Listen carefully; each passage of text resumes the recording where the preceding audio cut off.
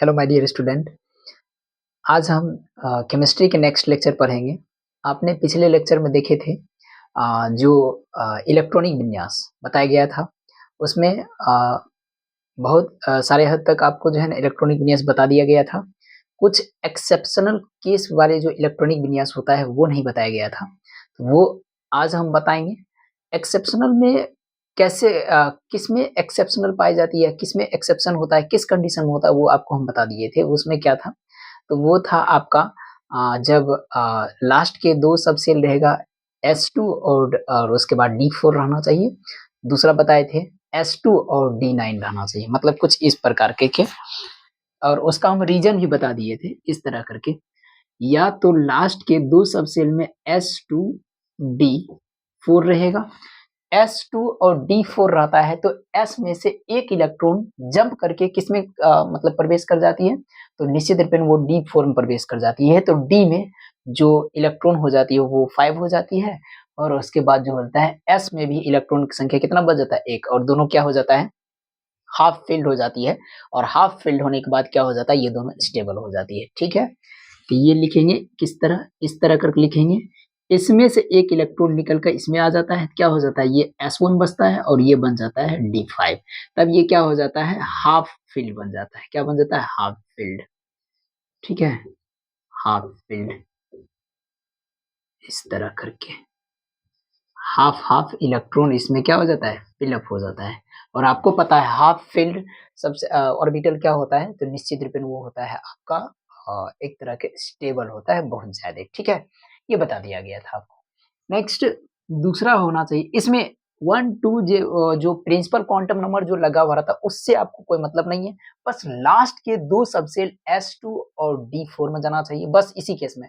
और दूसरा S2D9, इसमें भी क्या होगा, एक इलेक्ट्रॉन जंप करके S में से D में प्रवेश करेगा, क्या हो जाना चाहिए, S1 हो जाएगा और D बन जाएगा 10। तो ये बन जाएगा आपका फुल फील्ड और ये बन जाएगा आपका हाफ फील्ड। और फुल फील्ड हाफ फील्ड जो होता है आपका क्या होता है, स्टेबल होता है।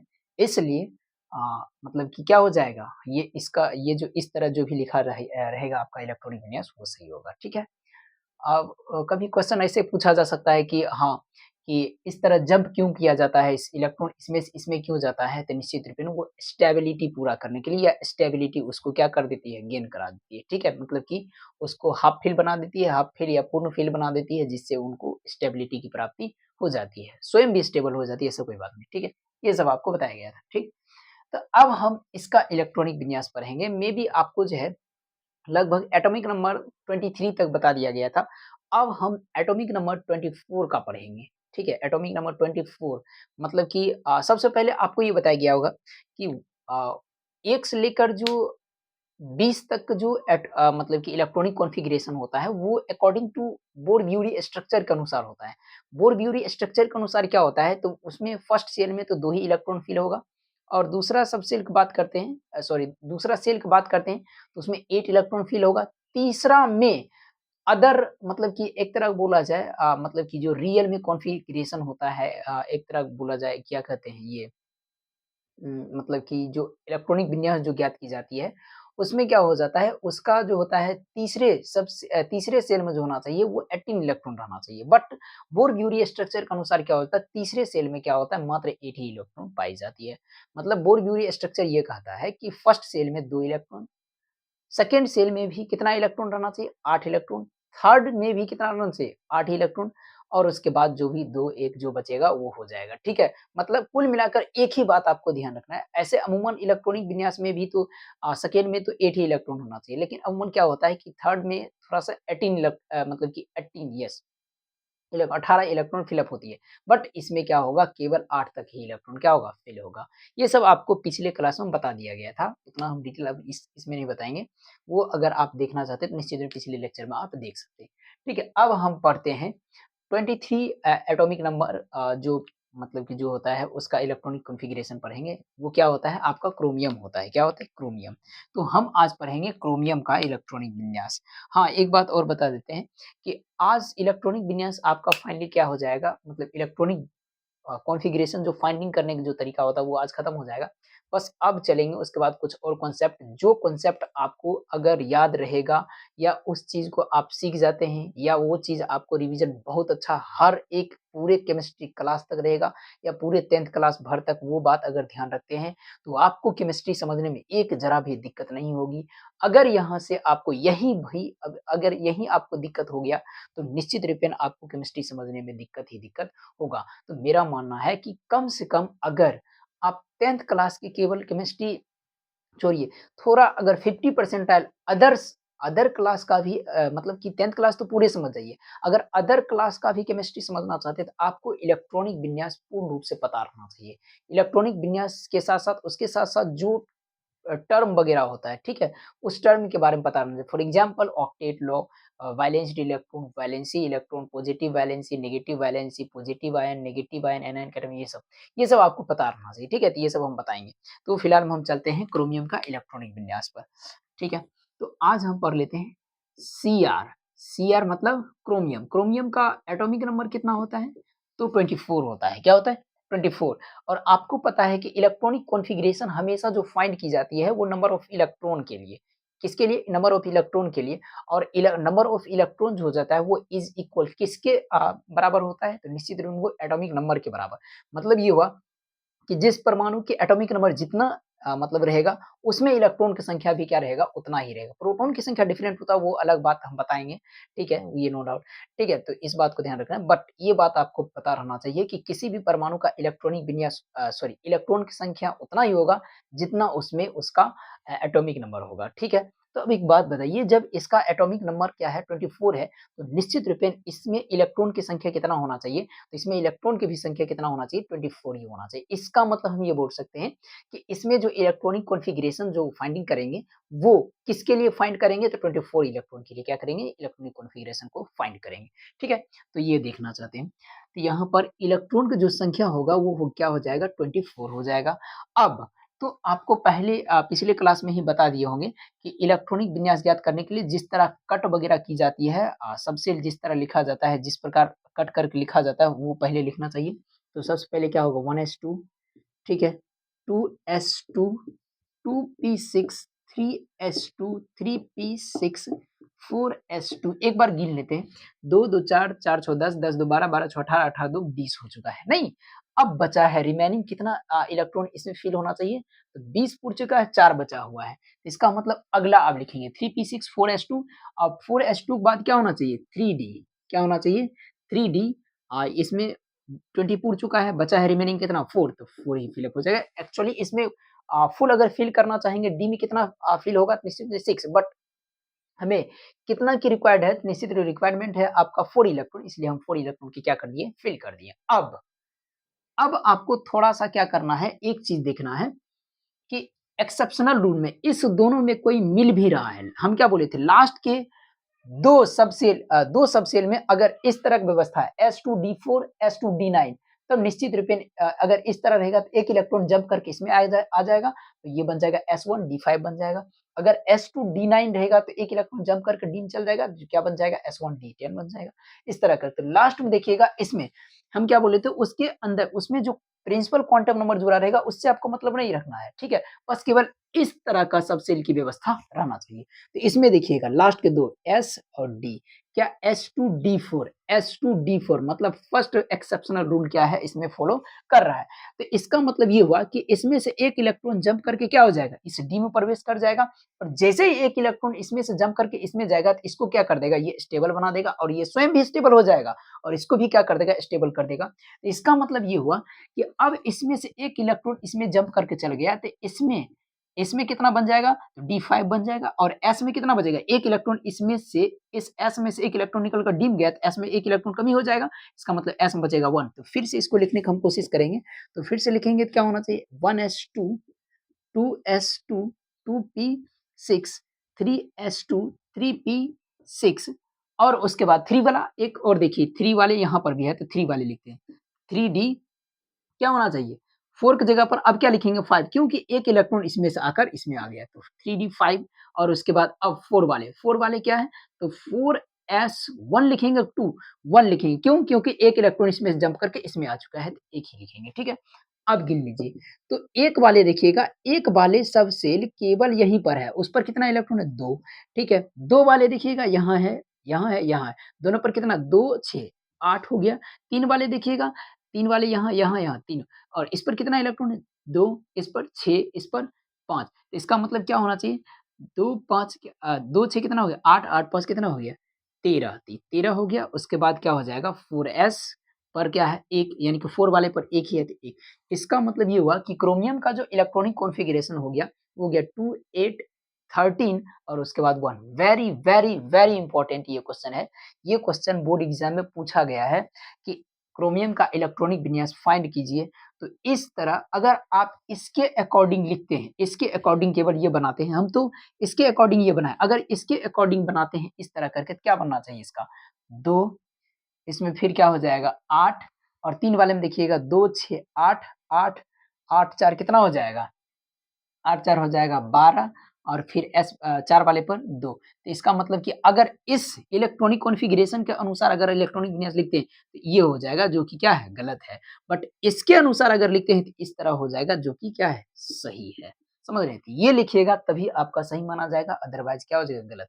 ये हो गया आपका क्रोमियम का इलेक्ट्रॉनिक विन्यास। एक बात और बता देते हैं कि एक्सेप्शनल इलेक्ट्रॉनिक विन्यास में कोई भी स्ट्रॉन्ग एंड फाइनल कोई रूल नहीं है, ठीक है? बस उसको एक्सपेरिमेंट के द्वारा किसी तरह स्टेबिलिटी प्राप्त करके क्या किया गया है, उसको किसी तरह रूल बना दिया गया कि हाँ, इस रूल के द्वारा यहाँ पर कुछ न कुछ स्टेबिलिटी प्राप्त हो रहा है, इसलिए ये रूल यहाँ पर फॉलो होगा। कोई हार्ड एंड स्ट्रॉन्ग कोई रूल नहीं लिखा जाता है इसके बारे में, ठीक है? इस बात को ध्यान रखना है।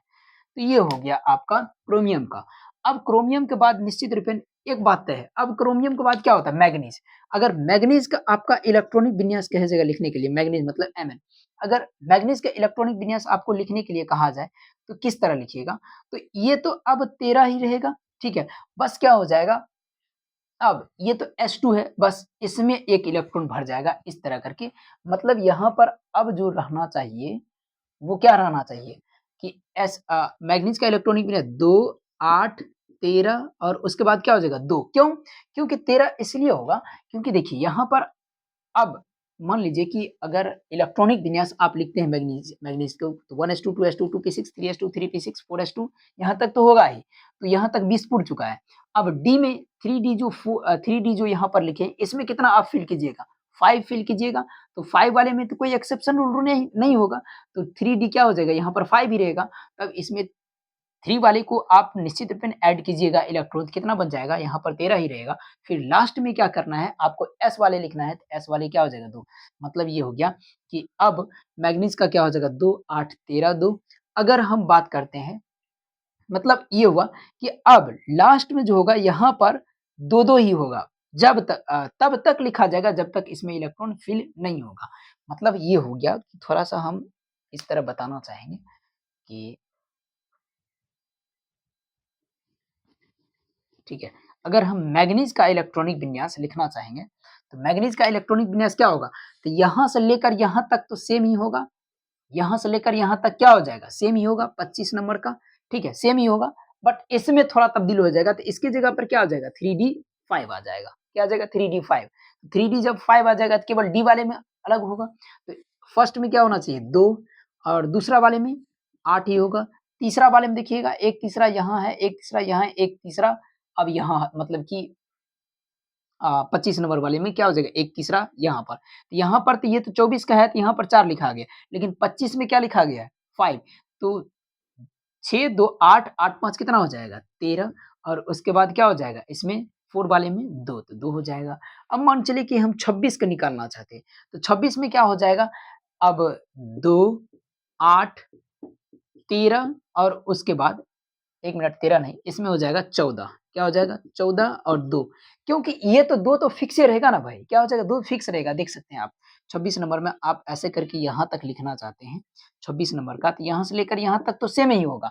बस इसमें केवल तब्दील हो जाएगा, तो डी क्या हो जाएगा? 6 हो जाएगा। क्या हो जाएगा? डी 6 हो जाएगा और डी 6 हो जाएगा तो इसका मतलब क्या लिख देंगे? 2, 8, 8 और तीसरा में देखिएगा, तीसरा में 2 6, 2, 8, 8 और 8 6 कितना हो जाएगा? 14 तो ये हो गया 14, 2 अब धीरे-धीरे क्या होने लगेगा? चेंज होने लगेगा, ठीक है? तो आप इस तरह आप इसको निकाल लीजिएगा, हम ऐसे मतलब कि एक ओरली हम बता दिए हैं, ठीक है? आप बढ़िया ढंग से निकालने की कोशिश कीजिएगा तो निश्चित रूपेण ये इसी तरह प्राप्त होगा, ठीक है? चलिए,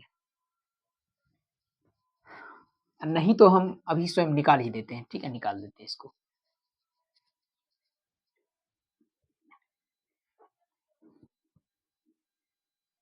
चलिए, 25 का इलेक्ट्रॉनिक विन्यास अगर देखते हैं तो 25 नंबर क्या होना चाहिए 1s2 2s2 2p 6 3s2 3p 6 4s2 3d क्या होना चाहिए 5 होना चाहिए देख सकते हैं आप 2 2 4 4 6 10 10 2 12 12 6 18 18 2 20 20 5 25 अब एक वाला पर कितना इलेक्ट्रॉन दो दो वाला पर कितना इलेक्ट्रॉन 8 तीन वाला पर तीन वाला यहाँ है अच्छा दो और यहाँ पर S2 और D5 है S2 D5 में कोई मिल रहा है नहीं इसका मतलब इसमें एक्सेप्शनल रूट नहीं है तो D5 अब डी में देखिएगा ये सॉरी डी कहते हैं 3 वाले में देखिएगा 2 6 8 8 5 कितना हो जाएगा 13 और उसके बाद 4 वाले में क्या है 2 ये हो गया आप एक कंडेंस्ड रूप में लिखना पड़ेगा आपको ठीक है 3 वाले की एक जगह करना पड़ेगा 2 वाले की एक जगह करना पड़ेगा 4 वाले की एक जगह करना पड़ेगा सभी के लिए ठीक है उस तरह आपको करना पड़ेगा तब आप फुल एंड फाइनल नंबर ले सकते हैं ठीक है ये हो गया अब 26 नंबर का देखिएगा 26 नंबर में क्या होना चाहिए 1s2 2s2 2s2 2p 6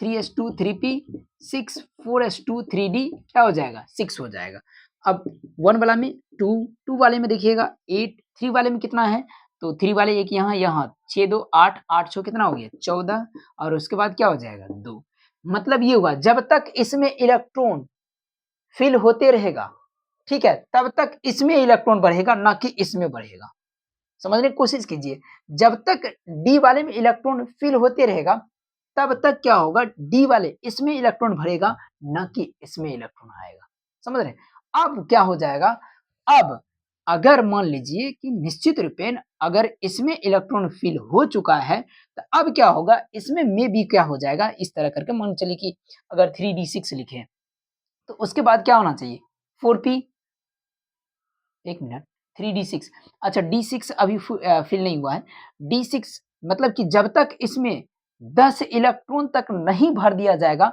तब तक इसी में इलेक्ट्रॉन क्या होगा गिरेगा इसमें इलेक्ट्रॉन नहीं आएगा जैसे देख लीजिए अगर हम 27 नंबर का देखना चाहते हैं 27 1s2 2s2 2p 6 3s2 3p 6 4s2 और 3d क्या हो जाएगा 7 हो जाएगा देख रहे हैं इसी में इलेक्ट्रॉन जा रहा है इस सब में सेम बाय सेम ही है ठीक है तो क्या होना चाहिए 2 8 2 सॉरी 2 8 और यहाँ पर 14 है तो अब क्या हो जाएगा 15 हो जाएगा आप गिन सकते हैं 6 2 8 8 7 15 और उसके बाद 2 देख रहे हैं लास्ट में 2 2 ही आ रहा है बस इसमें इलेक्ट्रॉन भर रहा है किसके कारण क्योंकि इसमें तब तक इलेक्ट्रॉन गिरेगा जब तक इसमें 10 इलेक्ट्रॉन तक नहीं भरेगा मतलब देख रहे हैं अभी 7 है अब फिर इसी में गिरेगा 8 फिर इसी में गिरेगा 9 फिर इसी में गिरेगा 10 और 10 तक जैसे इलेक्ट्रॉन गिरेगा तो 10 तक इसी में इलेक्ट्रॉन इसमें भी गिरेगा मतलब थर्ड सब सेल में ही ठीक है मतलब थर्ड सेल में ही इलेक्ट्रॉन गिरेगा जब तक इस डी में 10 तक भरेगा तब तक इसमें भी आएगा और जैसे ही डी में स्टॉप हो जाएगा इलेक्ट्रॉन तब इसमें इलेक्ट्रॉन भरना क्या हो जाएगा शुरू हो जाएगा जैसे देख लीजिए अब 28 नंबर का 28 number 1s2 2s2 2p 6 3s2 3p 6 4s2 और 3d क्या हो जाएगा 3d हो जाएगा 8 तो फिर देखिएगा अब इसमें इलेक्ट्रॉन नहीं भरेगा नहीं इसमें केवल इसी में इलेक्ट्रॉन आएगा क्या है 2 8 और 15 की जगह पर क्या हो जाएगा 16 2 ये हो गया इसका इलेक्ट्रॉनिक विन्यास समझ रहे देख रहे हैं इसी में इलेक्ट्रॉन मतलब इसमें तब तक इलेक्ट्रॉन आएगा जब तक डी में क्या हो जाएगा 10 इलेक्ट्रॉन नहीं पूरेगा अब ये हो गया 26 तो सॉरी 28 नंबर का अब 29 नंबर में भी क्या है एक्सेप्शन तो 29 नंबर में हम बताते हैं ठीक है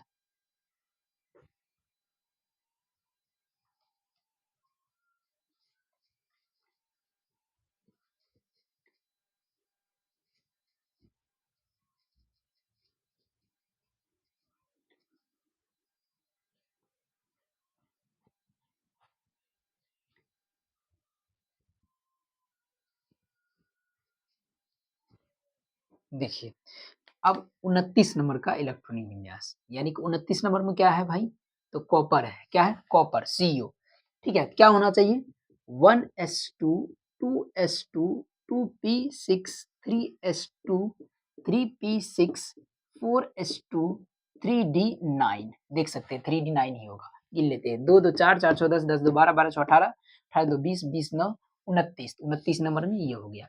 अब लास्ट में देखिएगा S2D9 S2D9 क्या सेकंड एक्सेप्शन मिल रहा है? यस, सेकंड एक्सेप्शन मिल रहा है। इसका मतलब ये रूल फॉलो करेगा। अगर ये रूल फॉलो करता है तो इसका मतलब S में से एक इलेक्ट्रॉन निकल कर क्या कर लेगा भाई, D में जाएगा, और D में जाएगा तो D में इलेक्ट्रॉन की संख्या कितना हो जाएगा, 10 हो जाएगा, और S में केवल कितना बचेगा, 1।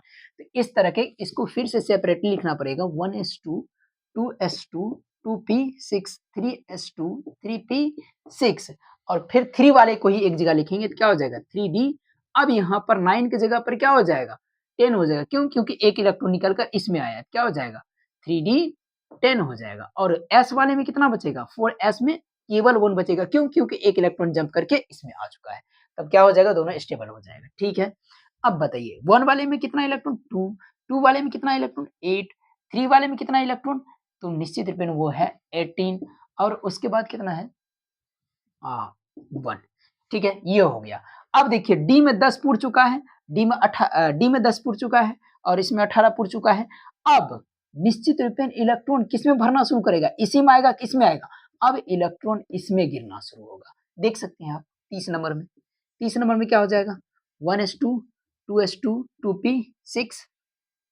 अच्छा, आप मान लीजिए कि इसके अनुसार अगर इलेक्ट्रॉनिक विन्यास इसको लिखते, कैसे लिखते भाई, तो क्या हो जाता 2 8, और 3 वाले में देखिएगा तो क्या हो जाएगा 9 8 17, मतलब यहाँ पर तब 17 लिखना पड़ता है, यहाँ पर 2 लिखना पड़ता है, जो क्या हो जाता है गलत। ठीक है, तो वो नहीं लिखना पड़ता, ठीक है, वो नहीं लिखिएगा। तो 1s2 2s2 2p6 3s2 3p6 4s2 3d क्या हो जाएगा यहाँ पर 3d 10, हाँ 10 होना चाहिए। ठीक है, गिन लीजिए 2 2 4 4 6 10 10 2 12 12 6 18 18 2 20 20 10 30 हो चुका है। अब क्या करते हैं, सेपरेटली वगैरह लिख लीजिएगा, 4 वाले की एक जगह, 3 वाले की एक जगह कर लीजिएगा। क्या होना चाहिए 2 8, और उसके बाद क्या होना चाहिए, फिर 3 वाले में देखिएगा, 3 वाले एक यहाँ एक यहाँ एक यहाँ, कुल मिला क्या होना चाहिए 18। और हम क्या बोले थे, अब ये क्या हो जाएगा, इसमें इलेक्ट्रॉन नहीं भरेगा, क्यों, क्योंकि बोर-ब्यूरी संरचना के अकॉर्डिंग क्या होता है, वहां पर 8 रहता है तो ठीक है, वहां पर 8 ही भरा जाएगा, उससे ज्यादा नहीं। लेकिन अगर इलेक्ट्रॉनिक विन्यास की बात करते हैं, तो अदर इलेक्ट्रॉनिक विन्यास में थर्ड मतलब जो सेल होता है, उसमें नंबर ऑफ इलेक्ट्रॉन कितना रहना चाहिए 18। 18 के बाद उसमें फिर से क्या होगा, इलेक्ट्रॉन फिल नहीं होगा, इसमें 18 पुर चुका है, तो अब इसमें इलेक्ट्रॉन नहीं भरा जाएगा। तो अब किसमें इलेक्ट्रॉन आएगा, इसमें, और इसमें कब तक भरेगा, जब तक इसमें 18 इलेक्ट्रॉन नहीं आएगा। तो इसका मतलब ये होना चाहिए। अब तो लास्ट में एस वाले पर कितना है 2, तो ये हो गया। ठीक है, मान लीजिए कि आप 31 नंबर का ज्ञात करना चाहते हैं, तो 31 नंबर में क्या होना चाहिए देख लीजिए। ठीक है, 1s2 2s2 2p6 3s2 3p6 4s2 3d 10, और उसके बाद क्या हो जाएगा 3d 10 के बाद यहाँ पर देखिएगा 4p क्या हो जाएगा, जरूरत कितना की एक इलेक्ट्रॉन, तो एक इलेक्ट्रॉन लिख दिए। अब देखिएगा तो 2 8, हाँ 2 8, और फिर क्या हो जाएगा 18, और उसके बाद एस वाले में सॉरी 4 वाले में देखिएगा, 4 वाले एक यहाँ पर, एक 4 वाले यहाँ पर, क्या हो जाएगा 2 1 3 इलेक्ट्रॉन, देख रहे हैं। अब इसमें भर रहा है, मतलब इसमें तब तक भरेगा जब तक कितना इलेक्ट्रॉन नहीं पूरेगा, जब तक 18 इलेक्ट्रॉन नहीं पूरेगा। समझ रहे हैं? तो ये हो गया इस तरह के इसका इलेक्ट्रॉनिक विन्यास। बस आपको क्रोमियम का इलेक्ट्रॉनिक विन्यास और कॉपर का इलेक्ट्रॉनिक विन्यास आपको याद रखना पड़ेगा। ठीक है, ये हो गया।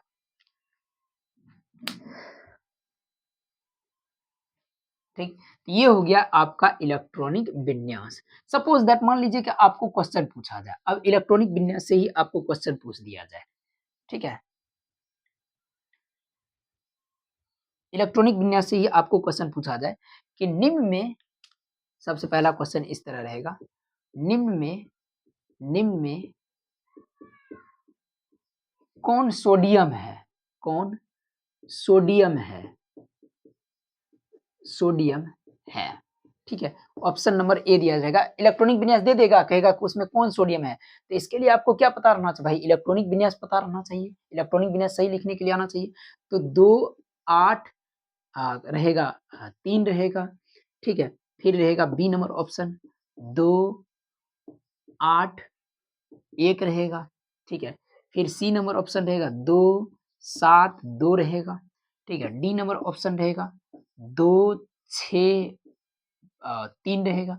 इस तरह कहेगा कौन सोडियम है, तो आपको पता रहना चाहिए सोडियम का इलेक्ट्रॉनिक विन्यास क्या होता है, 2 8 1 होता है। और ऐसे भी सोडियम क्या है, 20 से कम नंबर वाले, और 20 से कम नंबर वाले में निश्चित रूप में आप जानते हैं कि इलेक्ट्रॉनिक विन्यास में क्या होना चाहिए, फर्स्ट सेल में 2 ही इलेक्ट्रॉन, और दूसरे सेल में भी कितना इलेक्ट्रॉन रहना चाहिए, 8 इलेक्ट्रॉन, और तीसरे में भी कितना रहना चाहिए, 8। तो 8 से यहाँ पर तो उतना ज़रूरत है नहीं भई इलेक्ट्रॉन, क्योंकि सोडियम का परमाणु संख्या कितना होता है, 11 होता है, तो उसमें 8 तो आ ही नहीं सकता है। तो दो फर्स्ट सेल और सेकंड सेल में 2 8 रहेगा, और 2 8 रहेगा तो इसमें कितना इलेक्ट्रॉन पूरा जाएगा, 10 इलेक्ट्रॉन पूरा जाएगा। रिमेनिंग कितना बचा हुआ है, 1 इलेक्ट्रॉन।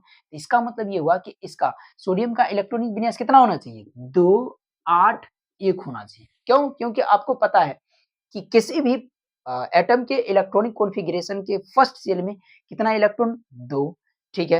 अब हम ऐसे बताने की कोशिश करते हैं। फर्स्ट सब सेल में कितना इलेक्ट्रॉन, 2, फिर दूसरे में 8, तीसरा में कितना होना चाहिए, तीसरा में भी क्या होना चाहिए, 8 ही इलेक्ट्रॉन होना चाहिए, किसके अकॉर्डिंग, बोर-ब्यूरी के स्ट्रक्चर के अनुसार, ठीक है। तो हम यहाँ पर वो सब नहीं लिखेंगे, बस केवल गिनते चलेंगे। सोडियम का परमाणु संख्या कितना होता है, 11 होता है, ठीक है। अब थोड़ा-सा ध्यान से आप रिपीट करने की कोशिश कीजिए, सोडियम का परमाणु संख्या कितना होता है, 11। अब फर्स्ट शेल में कितना इलेक्ट्रॉन, 2, 2 लिख दिए। सेकंड शेल में कितना इलेक्ट्रॉन, 8 इलेक्ट्रॉन, 8 लिख दिए। दोनों को जोड़ेंगे कितना हो जाएगा, 10 हो जाएगा।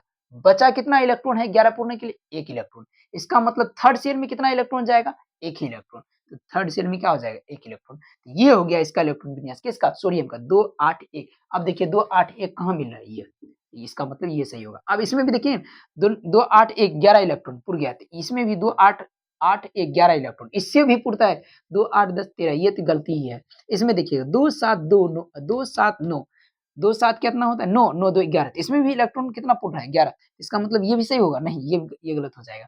2 6 कितना हो जाएगा, 8 8 3 कितना हो जाएगा, 11, ये भी सही होगा, नहीं ये भी गलत हो जाएगा। इस तरह के ये जब तक इलेक्ट्रॉन विन्यास आपको नहीं पता रहेगा तब तक ये गलत करना। नेक्स्ट मान लीजिए कि आपको पूछा जाएगा कि मैग्नीशियम, निम्न में कौन मैग्नीशियम है, निम्न में कौन मैग्नीशियम है, यानी कि Mg है। ऑप्शन नंबर रहेगा ए 2 8 2, ठीक है, सॉरी 2 8 1 1 रहेगा। बी नंबर ऑप्शन रहेगा 2 2 7 3। सी नंबर ऑप्शन रहेगा 2 8 2। डी नंबर रहेगा नोट, इनमें से कोई नहीं। तो अब फिर से अब आपको पता रहना चाहिए मैग्नीशियम का परमाणु संख्या कितना होता है। मैग्नीशियम का परमाणु संख्या होता है 12। इलेक्ट्रॉनिक विन्यास आपको पता रखने के लिए निश्चित में उसका परमाणु संख्या पता रहना चाहिए। तो मैग्नीशियम का परमाणु संख्या कितना होता है, 12 होता है। तो फिर से आप इलेक्ट्रॉनिक विन्यास इसका लिखना शुरू कीजिए। तो किसी भी परमाणु के सबसे पहले कक्ष में कितना इलेक्ट्रॉन, या पहले सेल में कितने इलेक्ट्रॉन, तो निश्चित रूप में वो होता है 2 इलेक्ट्रॉन। कितना इलेक्ट्रॉन होता है, 2, तो 2 लिख दिए, ठीक है। अब दूसरे में कितना होता है, 8 इलेक्ट्रॉन, 8 लिख दिए। कुल मिलाकर कितना इलेक्ट्रॉन हो गया, 10 इलेक्ट्रॉन। रिमेनिंग कितना बचा हुआ है, 12 इलेक्ट्रॉनिक विन्यास किसका ज्ञात कर रहे हैं भाई, मैग्नीशियम का। 2 8 10 पूर चुका है। मैग्नीशियम का परमाणु संख्या होता है 12, इलेक्ट्रॉन की भी संख्या कितना होता है, 12। तो 10 इलेक्ट्रॉन पहले पूर चुका है, बचा कितना है, 2। इसका मतलब नेक्स्ट जो सेल होगा उसमें जो इलेक्ट्रॉन फिल की जाएगी वो उसमें कितने इलेक्ट्रॉन फिल की जाएगी, 2।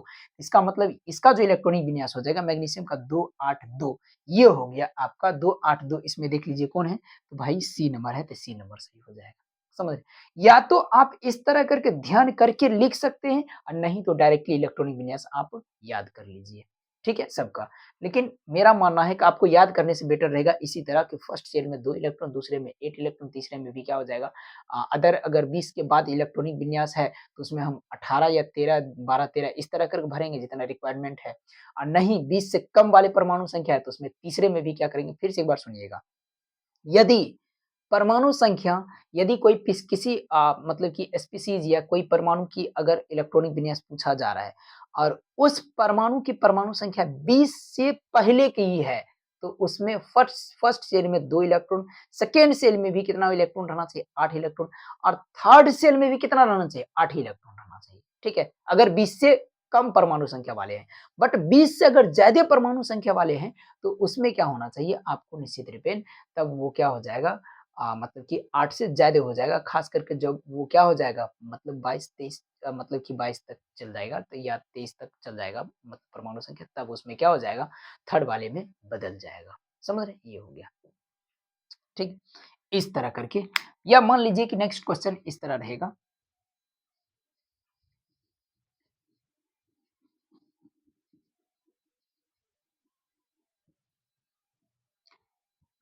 नेक्स्ट क्वेश्चन रहेगा, निम्न में कौन Cr यानी क्रोमियम का इलेक्ट्रॉनिक कॉन्फ़िगरेशन है।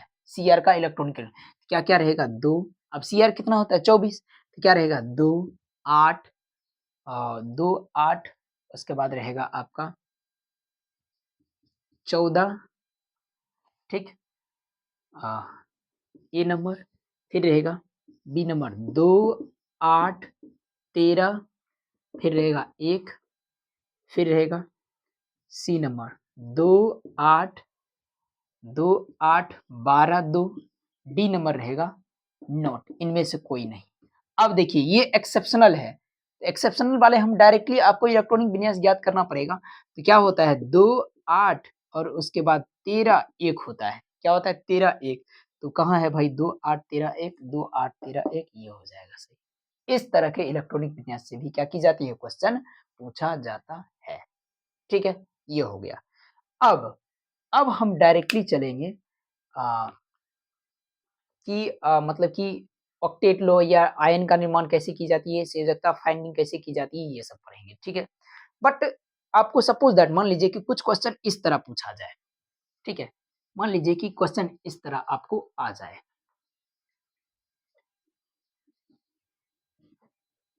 इस तरह क्वेश्चन आए कि सोडियम में कक्षों की संख्या कितना है, ठीक है, सीधे क्वेश्चन पूछा जाएगा, क्वेश्चन Na यानी कि सोडियम में कुल कक्षों की संख्या कितनी है, कुल कक्षों यानी कि सेल्स की संख्या कितनी होती है, कक्षों यानी कि सेल की संख्या कितनी होती है, कितनी होती है, कैसे ज्ञात कीजिएगा, तो इसके लिए भी आपको क्या चाहिए, तो इलेक्ट्रॉनिक विन्यास ही चाहिए, क्या चाहिए, इलेक्ट्रॉनिक विन्यास।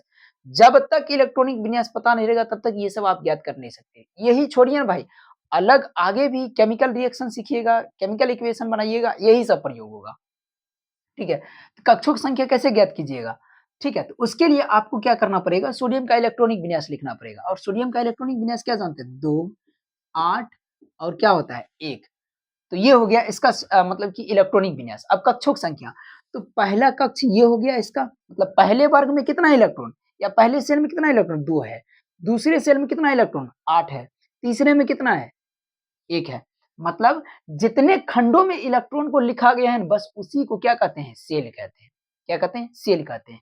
मतलब सोडियम में अगर आपको कुल सेल की संख्या ज्ञात करने के लिए कहा जाए, टोटली सेल नंबर ज्ञात करने के लिए कहा जाए, तो जितने अलग-अलग खंड में इलेक्ट्रॉन को फिल किया गया है इसमें, उसको ही हम क्या कहते हैं, सेल की संख्या। इसमें देखिएगा 1 2 को अलग किया गया, 8 को अलग किया गया, 1 को अलग किया गया। यही है इसका cell.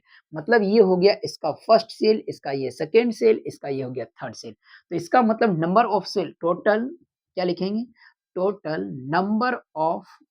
Cell number of shell in sodium कितना होगा, 1 2 3, तो 3 हो जाएगा, बात खत्म। या मान लीजिए कि आपको क्वेश्चन इस तरह पूछ दिया जाए, number of electron number of number of electron in in in second second shell of sodium. क्या पूछा जाएगा, number of electron in second shell of sodium, मतलब कि सोडियम के सेकेंड सेल में इलेक्ट्रॉन की संख्या कितनी है। क्या पूछा जाएगा, सोडियम के सेकेंड सेल में यानी कि दूसरे कक्ष में इलेक्ट्रॉन की संख्या कितना है। तो दूसरा कक्ष कौन है, पहला ये हो गया, दूसरा ये है, तीसरा ये है। तो दूसरे कक्ष में इलेक्ट्रॉन की संख्या कितना है, 8 8 हो जाएगा आंसर, ठीक है। या मान लीजिए क्वेश्चन पूछ दिया जाएगा कि number of electron in first shell, क्या हो जाएगा, फर्स्ट सेल ऑफ सोडियम। तो क्या होगा, तो फर्स्ट सेल आपका ये है, तो इसमें इलेक्ट्रॉन की संख्या कितना है, 2, तो ये हो जाएगा आंसर। पूछ दिया जाएगा कि हाँ कि सोडियम, सीधे क्वेश्चन पूछ दिया जाएगा, number of electron in in outer most shell. क्या पूछा जाएगा, outer most shell of sodium. क्या पूछा जाएगा, outer most shell of sodium. तब कैसे, आउटर मोस्ट सेल मतलब क्या, सबसे बाहरी कक्ष। क्या हो जाएगा, आउटर मोस्ट सेल मतलब सबसे बाहरी कक्ष। तो सबसे बाहरी कक्ष क्या हो गया, ये हो गया। सबसे अंदर कक्ष क्या हो गया, ये हो गया। सबसे बाहरी ये हो गया, मतलब आउटर मोस्ट सेल इसको कहेंगे आउटर मोस्ट मोस्ट सेल मतलब सबसे बाहरी कक्ष, सबसे बाहरी कक्ष। ठीक है, तो क्या पूछा गया है कि सोडियम के आउटर मोस्ट सेल में इलेक्ट्रॉन की संख्या या सोडियम के सबसे बाहरी कक्ष में इलेक्ट्रॉन की संख्या कितना है? तो सोडियम के सबसे बाहरी कक्ष में कितना इलेक्ट्रॉन है? एक इलेक्ट्रॉन है, एक लिख देना, बात खत्म। समझ रहे? इस तरह करके आपको क्वेश्चन पूछा जा सकता है। सपोज दैट मान लीजिए कि आपको क्वेश्चन इस तरह पूछा जाएगा कि हाँ, कि आप जो है ना मतलब कि क्रोमियम के आउटर मोस्ट शेल में कितने इलेक्ट्रॉन होते हैं वो ज्ञात कीजिए, या ये किस तरह क्वेश्चन पूछा जा सकता है वो देखिए, हम बता देते हैं। क्वेश्चन क्या रहेगा? क्वेश्चन रहेगा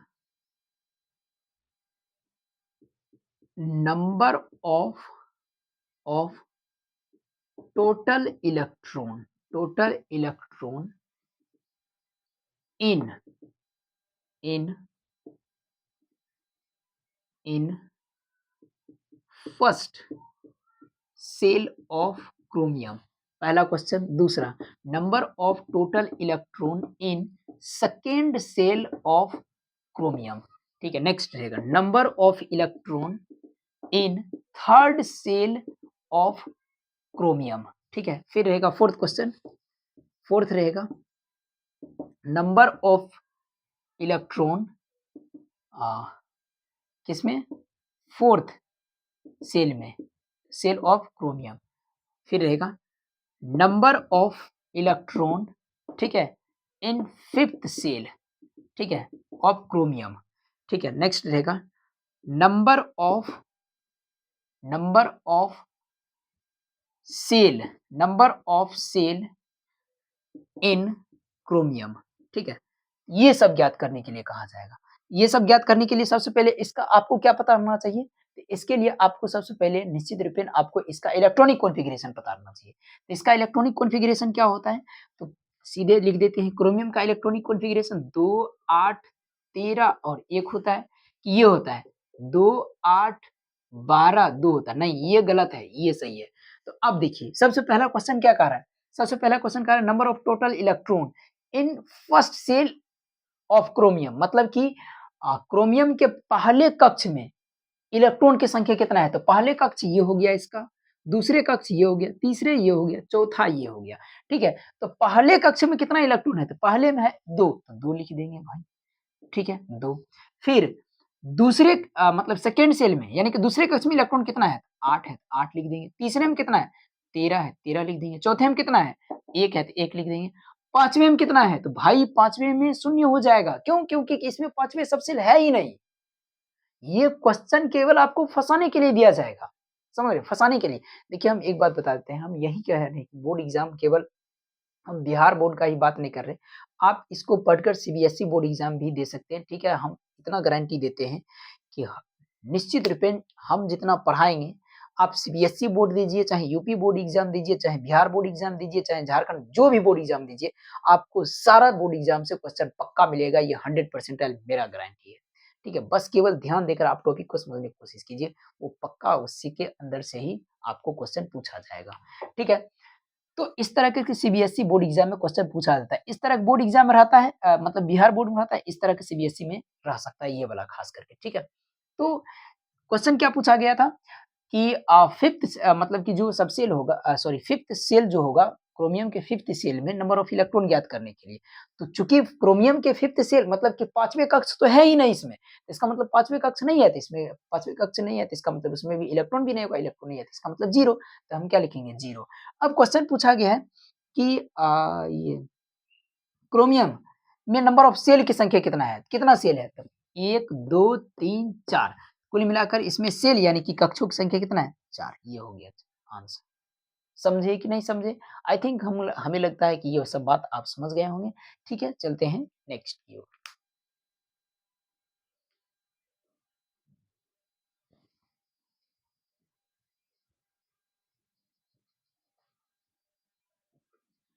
मान लीजिए कि आपको अब इस तरह क्वेश्चन दिया रहेगा।